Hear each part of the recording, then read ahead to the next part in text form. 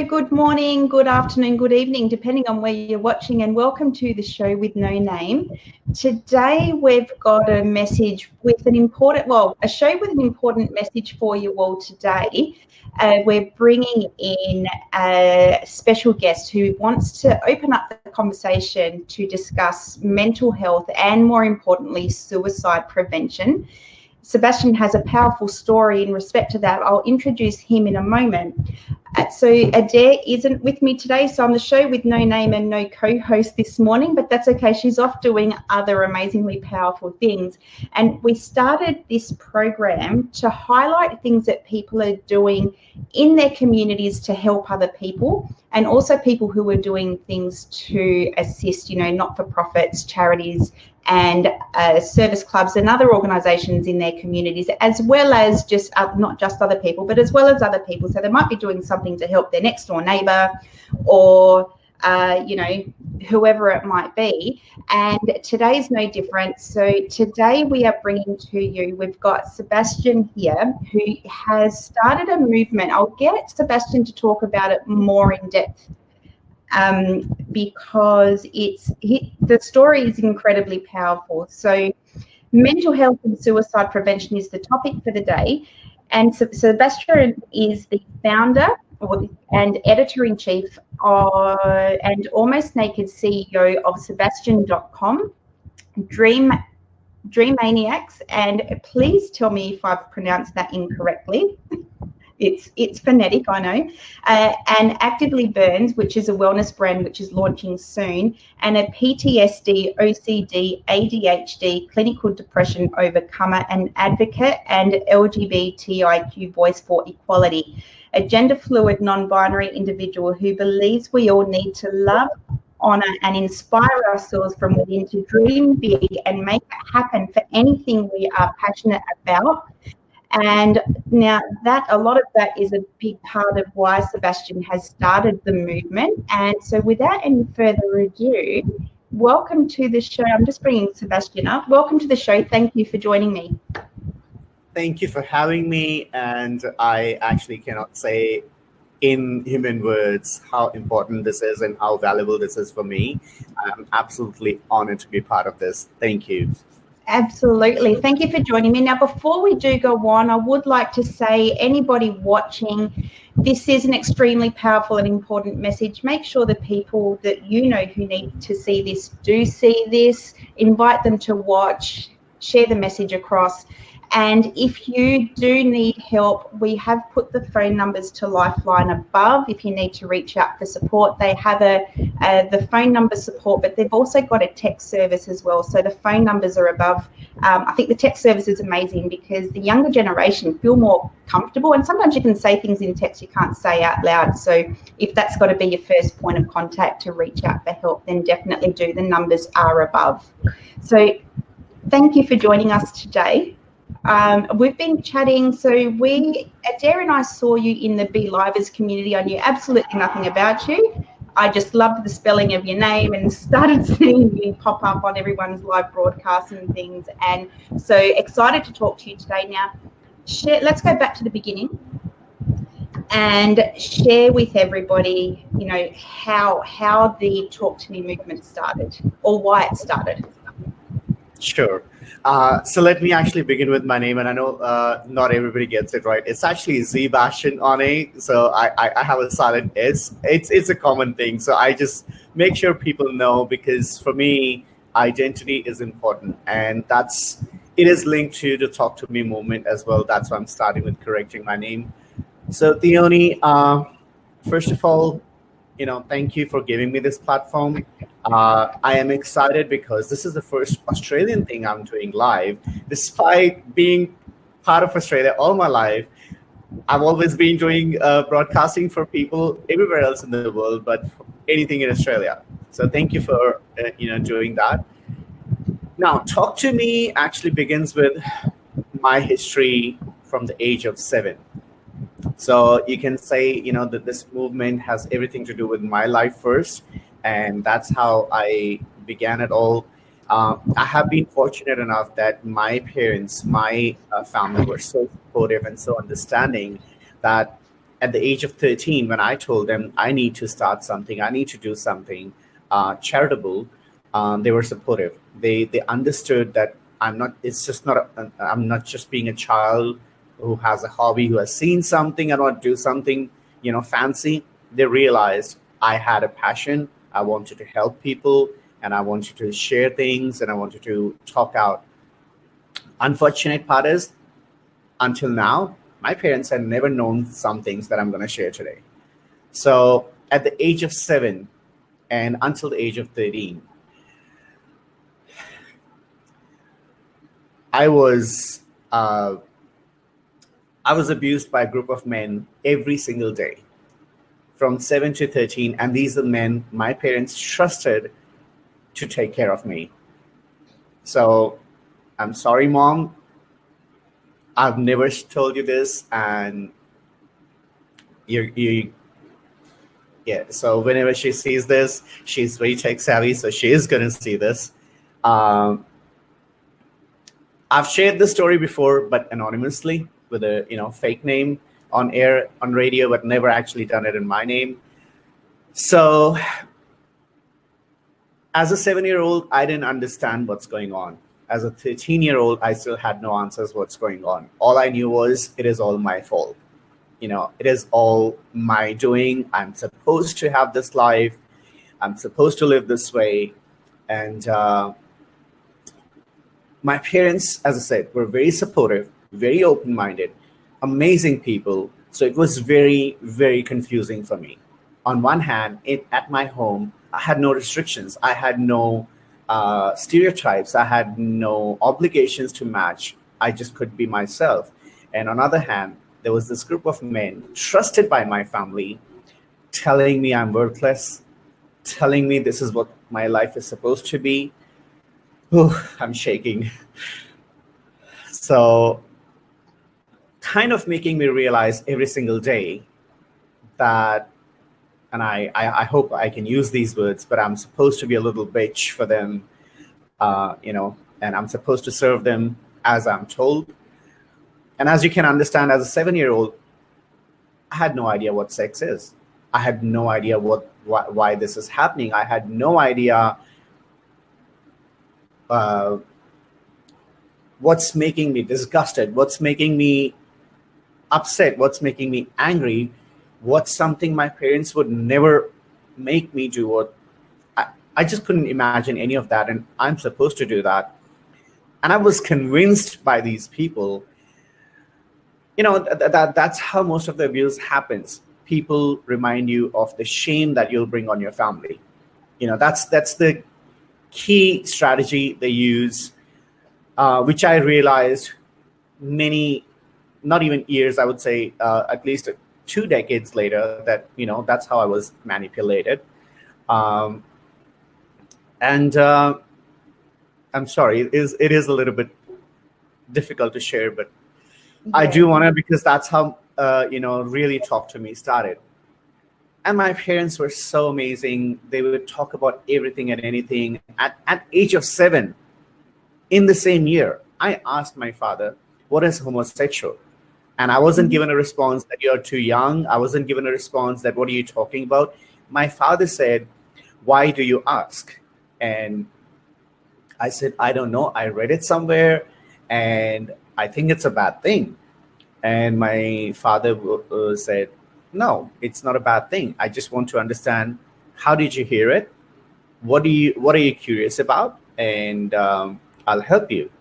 And I told him that, okay, somebody was talking to me and they pointed at me and I said, oh, you're homosexual. And they used the fag word, the queer, everything that you can imagine. And at the time I was living in India, I have lived my first, until late teens, I've lived in India. And that's when I moved to Australia.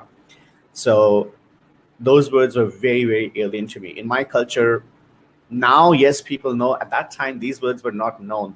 Nobody knew what it was. I didn't have a source of knowledge.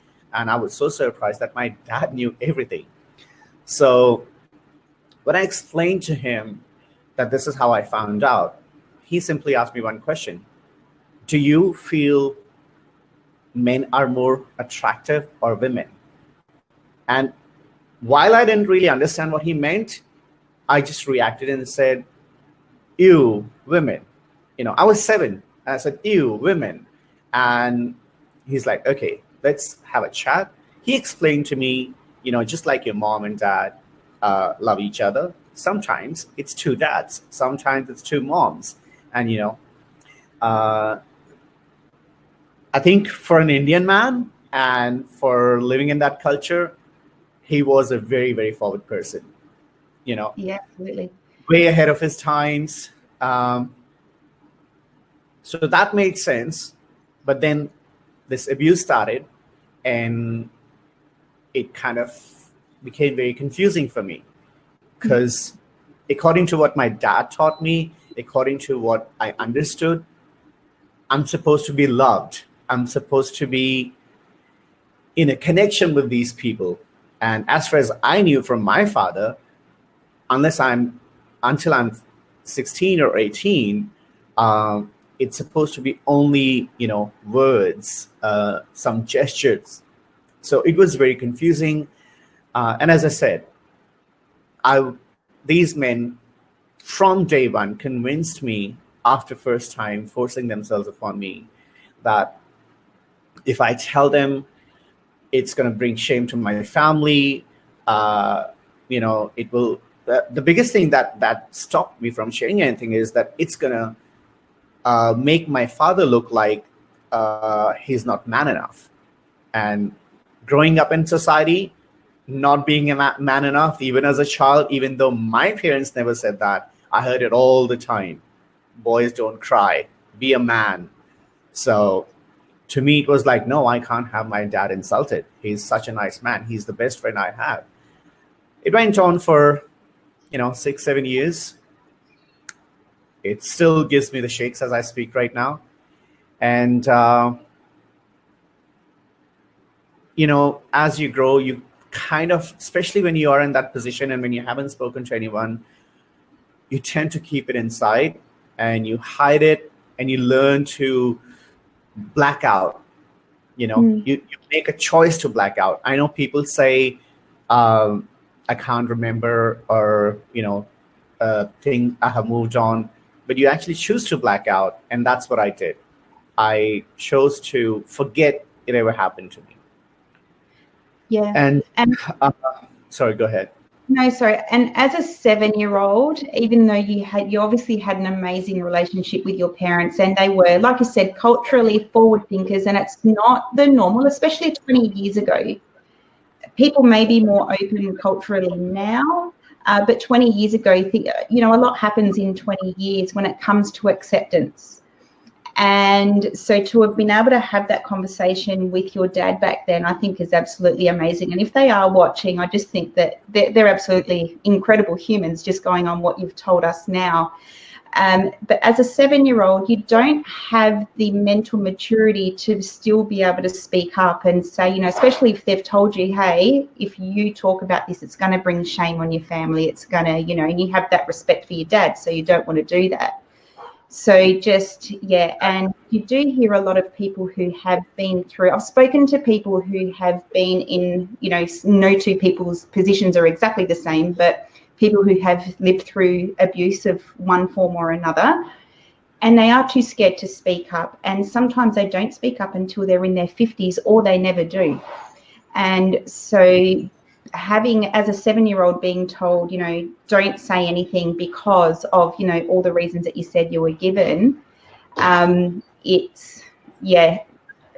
it's one of those things you just can't understand unless you've been there, how and why people don't speak up. So, I was once, before I'd actually spoken to anybody who lived through abuse, I didn't understand why people don't speak up. It was, how can they wait 20 years before they speak up? All of a sudden it's an issue now. It's not that all of a sudden it's an issue now. It's that now is the time that they feel safe enough to, or, maybe mentally mature enough or whatever to speak up. So, it's just, I just want to say now, thank you for sharing your story. I know it's painful to bring up, and I think you're incredibly brave. And so the reasons that you're sharing as well are incredibly powerful as well. So with the Talk to Me movement, how long has that come about? When did that start? Okay, so first of all, I just want to say love back to my friend Kristen. She's one of my close friends. And thank you for everybody who's watching as well. Thank you, Adair.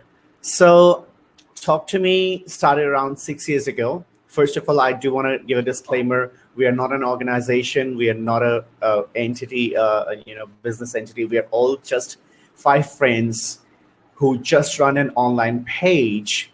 And the main goal of this page is to give support to people who are not ready to talk on call, on phone, in a face-to-face conversation. As you know, these days, children as young as 5, 6, I see them with phones, which shouldn't be the case, but I see them with phones. And everybody's texting, and they're more comfortable sharing that way. And then there's introverted people. There's people who don't have that sort of confidence. And for me, what's important is, yes, just like me, they're going through something. They just don't have the courage to say it out loud, not even to themselves.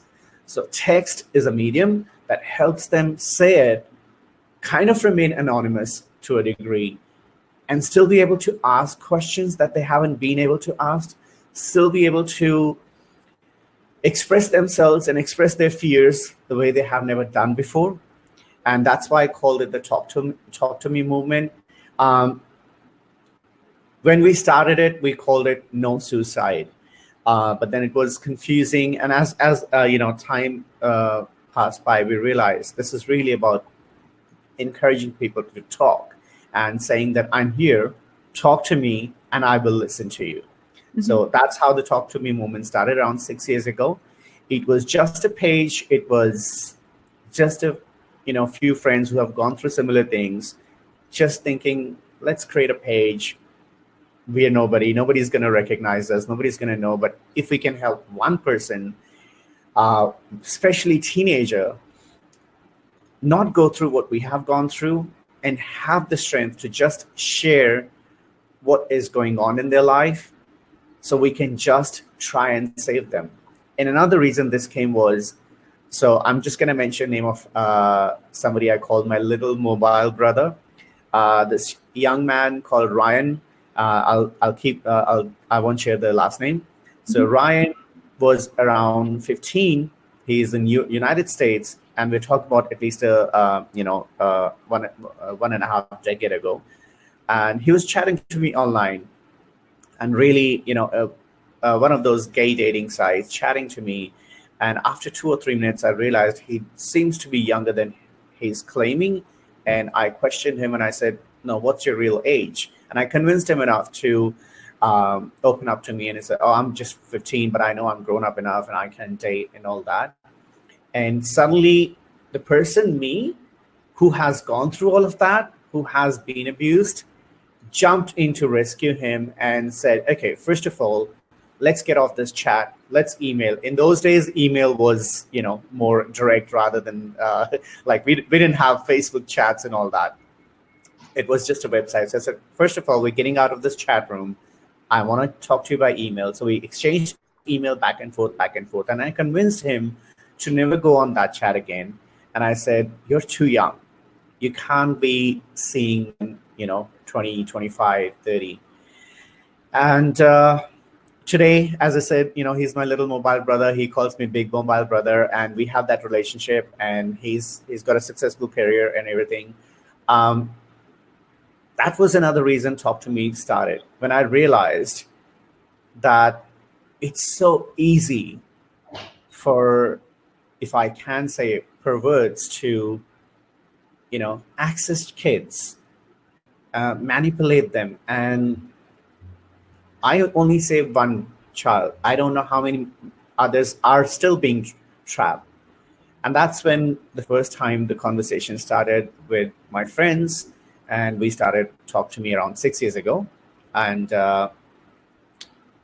in the movement, the 2 things that we do important is anybody who messages to the page, The page is facebook.com/TTM movement, and you can use the same handle anywhere on Instagram. Sorry, go ahead.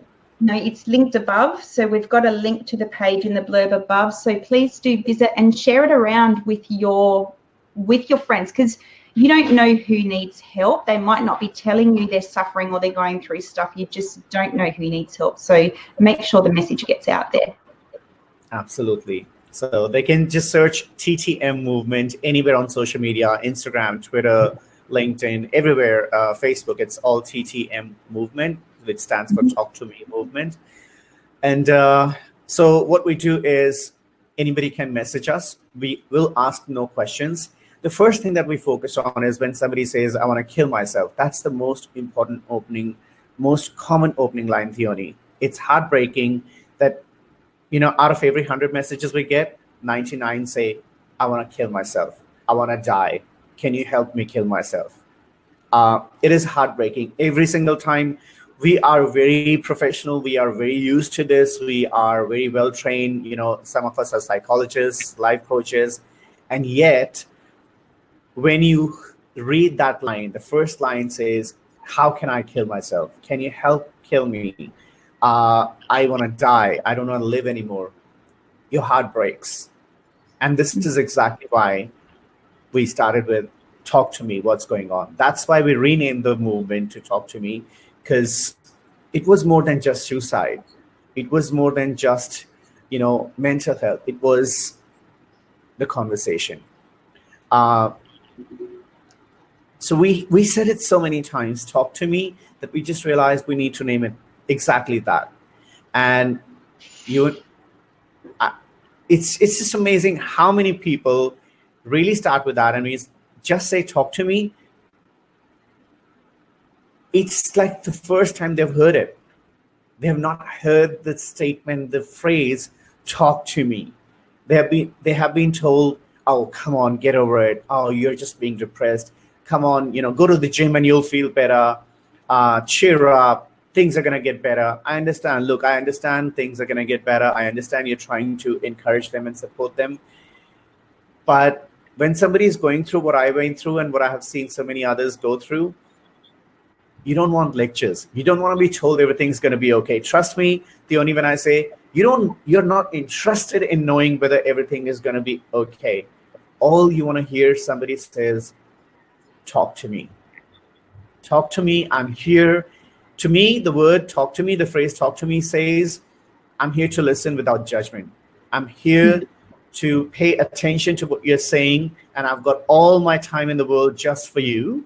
And I am going to be here with you until you are done, and then I will say anything. And I'm not going to give you a lecture. I'm not going to tell you how to live your life. I'm just going to be there for you. I'm just going to be an ear to you can unload in. I'm just going to be a shoulder you can lean on with no judgment, no prejudice, no lessons for you to learn from me at all. And so that's how it started. And we've never advertised. We have never promoted the page. And it's nearly 1,300 people now. And on Twitter, it's like 5,000. So, and all these people, all the messages that you receive, trust me, Theoni, I have not received a message that's not heartbreaking. Not a single message.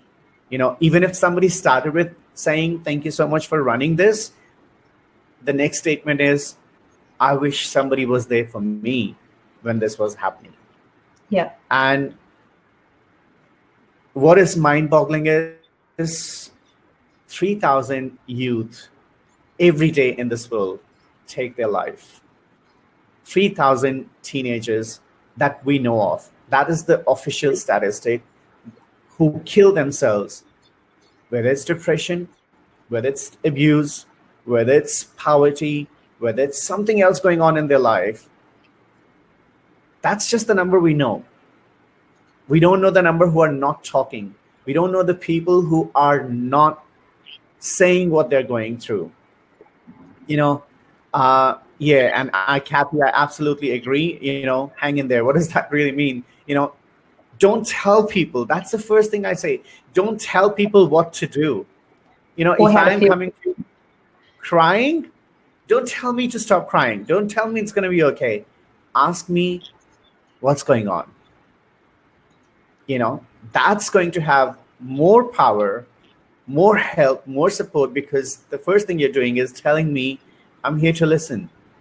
Tell me what's going on. Yeah. So when someone contacts your page, now what on the front of your page, when someone visits your page, what do they see? So you share posts on there regularly. So looking at the front end of your Facebook page, why would someone visit the page to begin with? This is before they message you. Obviously, they're going to go there because they need help and they want to reach out. But what do they see when they visit your page? So first thing that they see is there's a, kind of a depressed person hiding their face, and it says suicide prevention, start the conversation, and it is break the silence. It's time. What I say is, and that's everywhere on the page as well, is to start a conversation, because one little conversation can save or change a life for better, So that's what the page shows. As soon as they go, first they see the logo, talk to me, and then they see this banner that says, it's dark, because it really represents the person who's coming. And I'll tell you this, people who are going through any of this, whether it's depression, whether it's, bipolar, any mental health issue or abuse or any kind of manipulation going on, they're not looking for bright colors. They are not looking for rainbows. Believe you me, a lot of the organizations have got it wrong. They're trying to make it encouraging. They're trying to make it vibrant. When I'm feeling the way I'm feeling, I'm not interested in vibrant. It actually, it's a huge flash for me. I'm running away from it. I don't want to, it's too much for me. It's actually hurting me, because it's saying that's the life I don't have. That's what I don't have access to. That's what I'm not experiencing. So the first thing, unfortunately, a mind like that looks for is deep, dark places where they can hide, where they can be anonymous. And I'm going to share one more thing, Theoni. Why we chose the black, background for the banner is a lot of these people, having been abused or having gone through depression, have actually gone and trolled somebody else because it made them feel better, because it made them suddenly feel, I have the power that I never had before, and nobody can recognize me.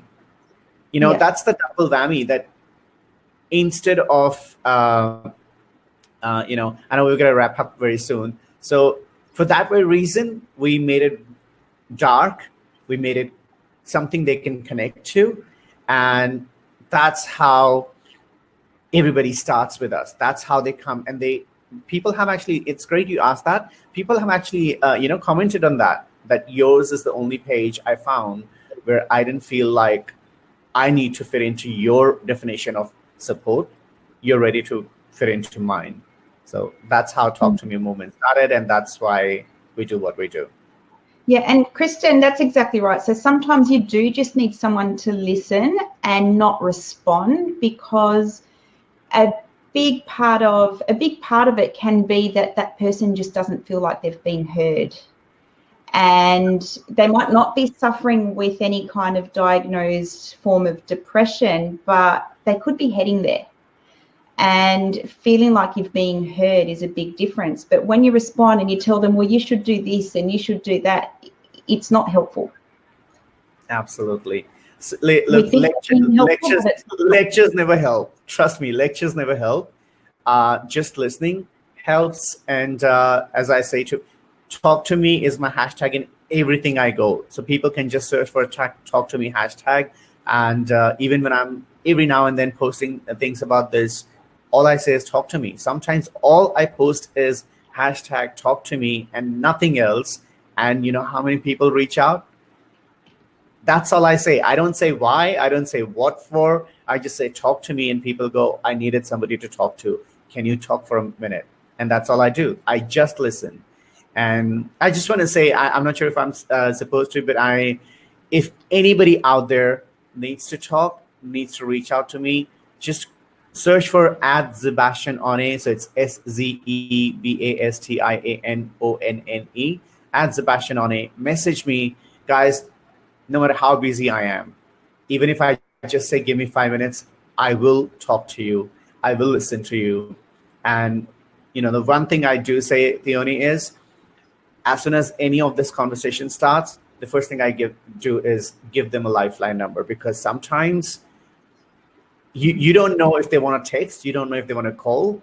So always start with giving them an option, a quicker option that you can think of. So I do always say to people, when you're offering something like that, always begin with asking, where are you right now? And do you have access to a phone? And this is the lifeline number if you need to call. If you're feeling something, you're going to do something. And then start the conversation. Say, talk to me. Say, I'm here to listen. And there's nothing for you to worry about. You're safe with me. Yeah. It changes their life. Trust me. Just start a conversation, break the silence, and just allow people to talk to you. That's exactly it. So, and it is about, there's still a stigma out there when it comes to mental health and mental awareness, especially when it comes to men. But I think that's slowly being broken down. People are starting to talk a little bit more. There are more, some advertising campaigns now are targeted around men's mental health. That's not to say that women don't suffer, but women are more willing to talk when they've got a problem.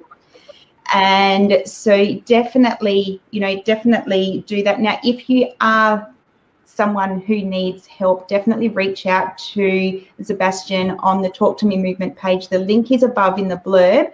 Now, also contact, if you do need to speak to Lifeline, I'm making sure I don't get this phone number wrong, so I'm going to read this off. If you do need to seek out support, contact Lifeline. Their phone number for their crisis line is 13 11 14. Or if you'd like to text them, it's 0477 13 11 14. And I just want to add something, Theoni, just very quickly. No matter where in the world you are, if you don't know what the Lifeline number is, just simply search Lifeline contact. It will show you your local results first on the top, and you will have the number. Just give a call, guys. Just give a call. That's all you need to do. Even if you just want to cry, don't say anything. Just be on the phone with somebody, and things will change. Definitely. And okay, so just put the numbers up there. With the phone numbers are in the blurb above, but I've just put them on screen now for anybody who's here and needs to take it down. Thank you so much, Szebastian. I know you have so much more that you can share, but anybody who needs help or knows someone who needs help, even if you've got teens, because I know kids aren't always willing to talk to their parents because they're scared that their parents might judge them or what they're going to think, or they're letting them down, or whatever it might be. Share the numbers, make sure they know where they can go to reach out for help, and even contacting the Talk to Me movement page, and send a message for a non-judgmental ear, because that's got to be the first step for them to reach out to get more help as well. Absolutely. If I just can quickly say something before we leave, guys, also simply at any time, if you have a story you want to share, if you have something that you're now ready to talk and help others, I have a show called Almost Naked Conversation. Please come, get in touch with me. Let's get on that show and let's talk it out, and let's just help people by sharing our stories, because this is a pandemic. It's bigger than we think. So we need to act urgently. It's not something that we can just do it as a pastime. We need to act urgently. 3,000 plus lives are being taken away every day. We need to save every life we can. Absolutely. And on that, thank you so much for joining us today, Szebastian. We do need to wind up and go.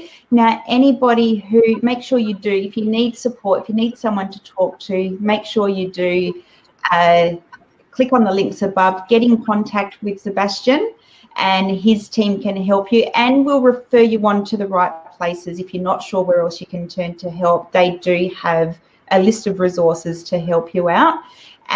So thank you for joining us. Now, we do need to wind up for today. So until next week, have an amazing weekend. And if you need help, make sure you reach out. Bye for now. Thank you. Bye.